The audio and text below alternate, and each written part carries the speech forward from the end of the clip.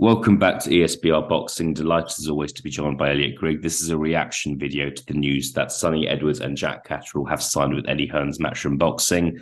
Elliot, good to speak to you again. Thank you for your time. How are you? Yeah, I'm good. Good. Glad to join you actually. And what, to be honest with you, I think it's actually some good news for once involving both of these guys. So yeah, I'm excited to maybe unspool it and discuss it with you today, mate. Yeah, and always a pleasure to be here. A pleasure to be with you. Thank you, mate. Yeah, I think the first thing that I thought of when I heard the news was it's good for Matchroom that they're kind of getting some quality UK fighters back, because after losing Buatsi, who is a quality fighter, losing a Coley, who is a world champion, they needed some backup. And I'm not saying that's why they've signed these guys, but that's kind of what it feels like from a fan's perspective. Sonny Edwards, IBF flyweight world champion, has made some defenses of his title, still undefeated. Very impressive. We'll start off with him. General reaction to Sonny Edwards signing with Matchroom. Good for Sonny, I think. Frankly, I mean, anyone who watched, I suppose the last time out against Alvarado in Sheffield, I think Sonny's one of those guys that needs a bigger platform. Frankly, I don't think he was getting it where he is. Equally, very good at self promotion. Obviously, we've seen online, very good within the sort of boxing community, pushing himself. Obviously, very, very talented, ridiculously talented. Some would argue, and I'm at the probably one of the best pound for pound fighters we've got actually from the UK at this current point in time.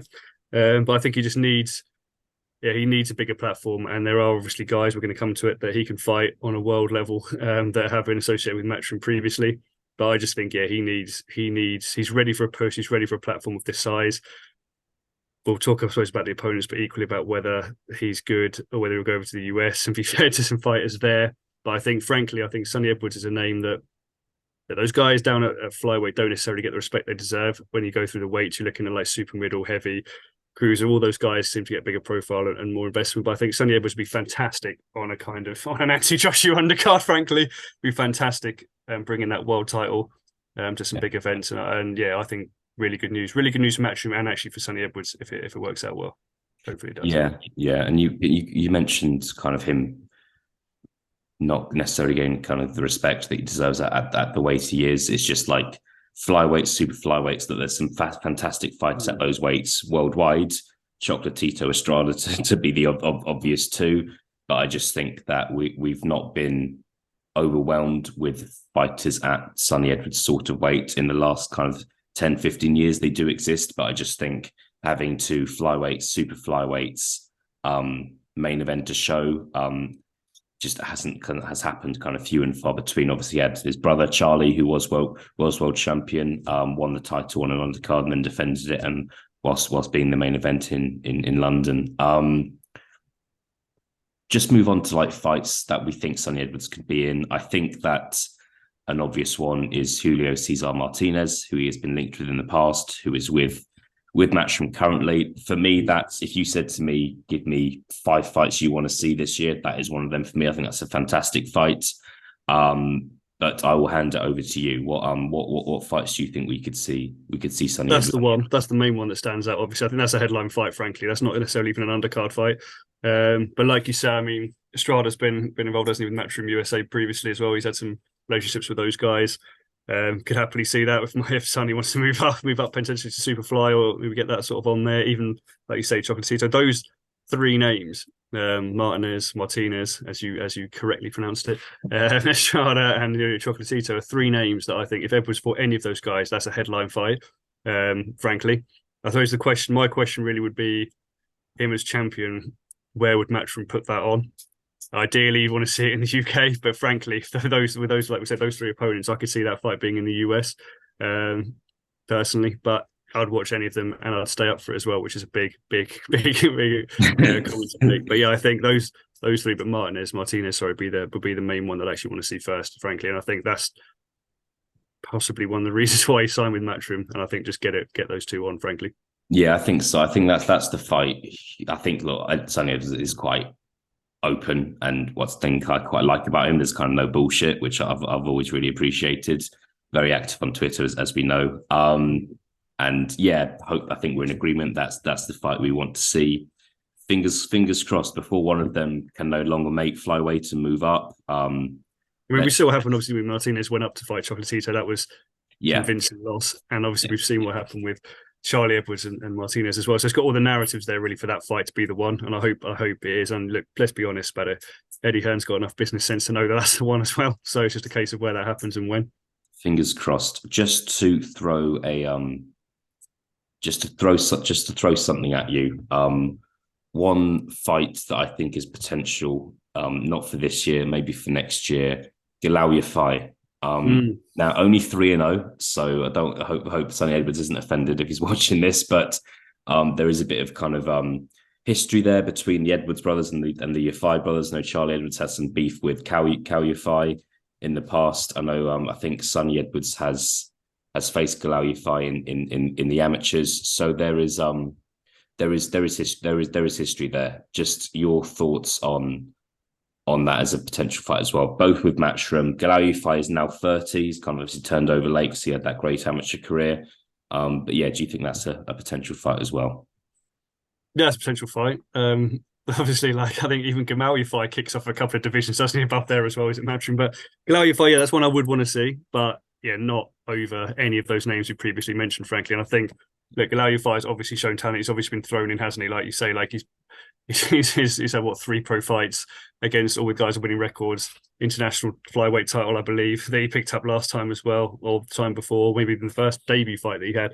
So that's 3 victories against 3 guys that are obviously credible at the weight and beyond what you'd expect from a guy who, frankly, is fighting a 3-0 record. I would like to see it, but equally, Martinez, Eddie, if you are watching this, Eddie, Danny, if you were at a press conference and you see Eddie Martinez, don't Yafai Martinez, don't mention this story, don't put it in the ether as a possibility that fight could happen.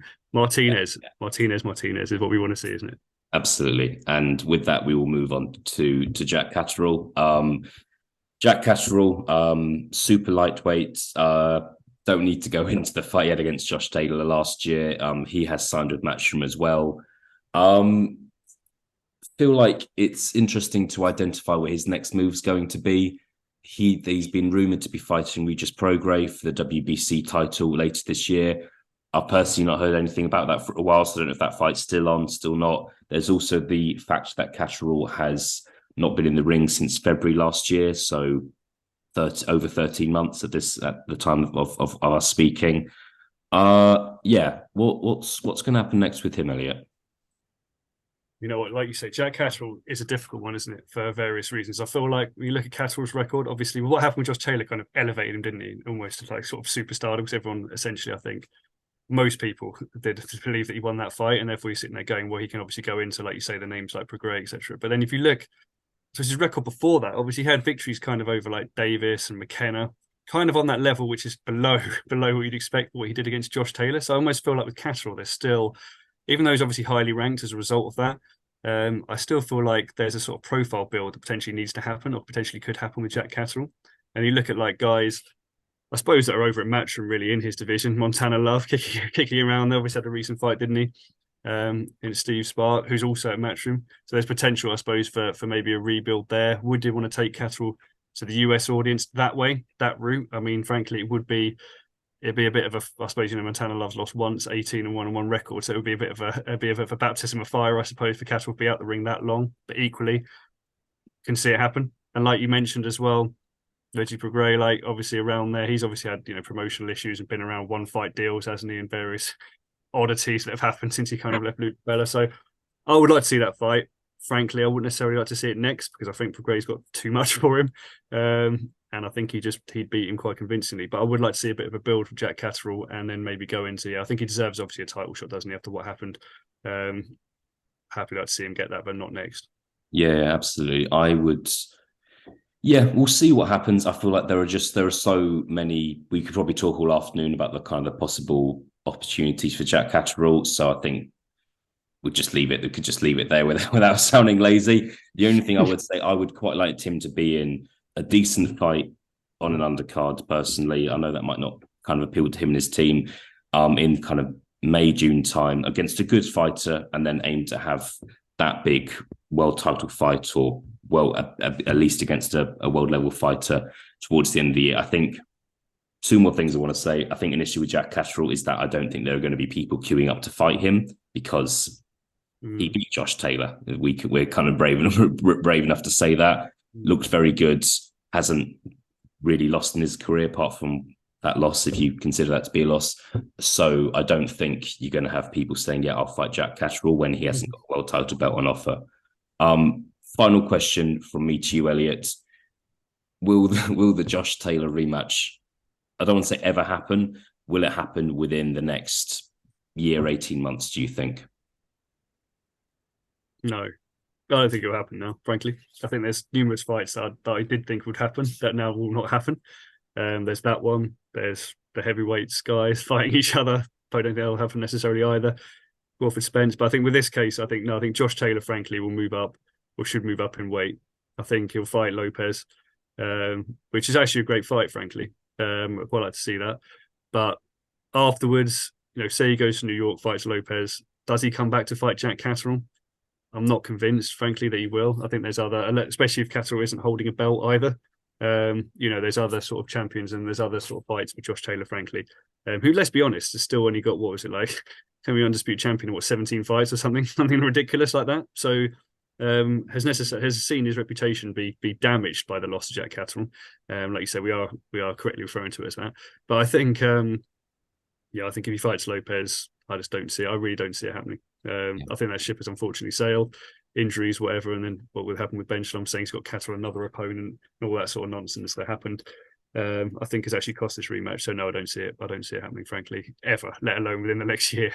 Yeah, I think I agree with you. I think that, look, I would like to see the rematch, but I'm not kind of going to start crying if it doesn't. So I think when you see guys get cheated in that way, if the rematch doesn't happen kind of instantly, I just don't think it will happen. That's yeah. And like, if I'm Jack Catterall, like, I don't want my career to be defined by that. So just move on. We all kind of know what happened that night. Maybe if one day, Jack, in a couple of years, if Jack Catterall's at welterweight and so is Josh Taylor, we can revisit it, and it would still be a big money fight for both fighters as well. I just think for now, I'd love it if that fight was kind of parked, and maybe they will revisit each other in a couple of years' time. But if it doesn't, then it doesn't. I feel like Jack Catterall could almost have. He's exactly the same champion in some ways. It's like John Ryder. Like, will he become world champion? Deserved to have been a world champion already. But you look at the guys he's going to have to fight to become world champion. He could equally finish his career without becoming one. Yeah, exactly. That's boxing for you. All right, Elliot. Been great to break this down with you. Looking forward to seeing both fighters back in the ring, really, and seeing what happens. Hopefully we see both of them fight for/defend world titles very soon. But yeah, Elliot, thank you very much. I'll speak to you soon. Thank you very much, and come on, Sonny, fight Martinez. Come on.